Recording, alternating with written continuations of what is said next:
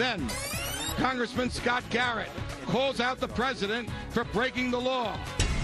Will he be successful in checking the president's power? Something new. The House passed a bill authorizing defense spending for next year, but included in it a provision that clarifies what it does not authorize: the U.S. military action in Libya. The sponsor of that provision also backs a House resolution that calls out the president for having U.S. troops in Libya longer than federal law allows. Joining us now is that sponsor, New Jersey Republican Congressman and my good friend, Scott Garrett. Congressman Garrett, it's a pleasure. Welcome back to Freedom Watch.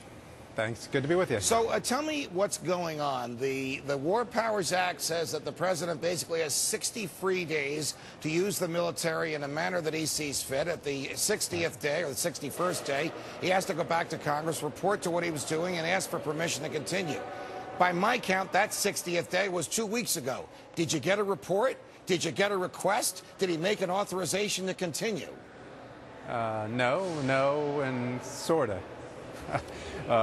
We didn't get a report. We didn't get a specific request, but basically he sent a letter to Congress saying that, well, we're sort of doing this in terms of the War Powers Act, but, you know, it really would be good if Congress would give me the real authority to do what I've been already doing for the last 60 days, but not really in full compliance with what the War Powers Act says you should be doing. Was it unusual for a body controlled by conservative Republicans to include language in a defense appropriations bill saying this does not authorize you to go into Libya? Was that a surprise to you when your resolution, offered on the floor, voted on by a voice vote, passed?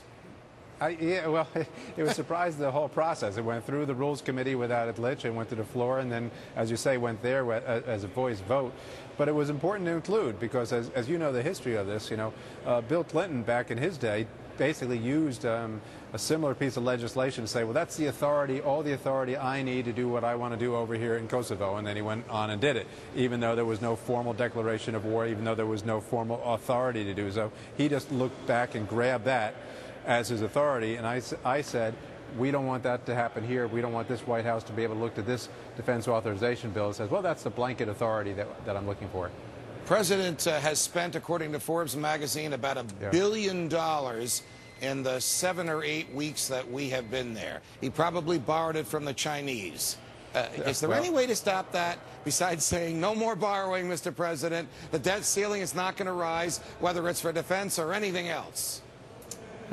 Yeah, well, that's where we are right now, and as you know, the entire Republican conference was invited to the White House to engage in that discussion, if you will, as far as where are we going with the debt limit.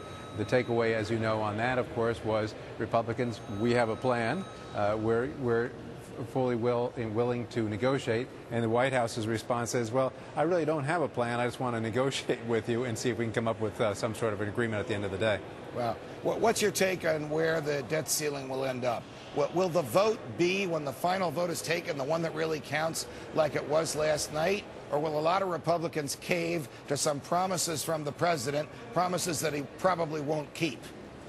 Well, I sure hope they don't cave in, because, you know, with the CR, you saw a number of Republicans vote yes on a CR. I did not vote that way, on something that they thought, well, we have to do it now just to get to the next battle. Well, we're at the next battle, and that next battle is the debt limit. And, of course, on that, the conservatives are saying, here's our stance. We want you to cut spending, we want you to put a cap on future spending, and we want to put a balanced budget amendment through the full House and the Senate, get it out of here and send it to the states, send it to the American public, because I think we know where they stand on this deficit spending. Got it. Congressman Scott Garrett from the great state of New Jersey, always a pleasure. Thank you for joining us. It's always good to be with you. Thank you, Judge.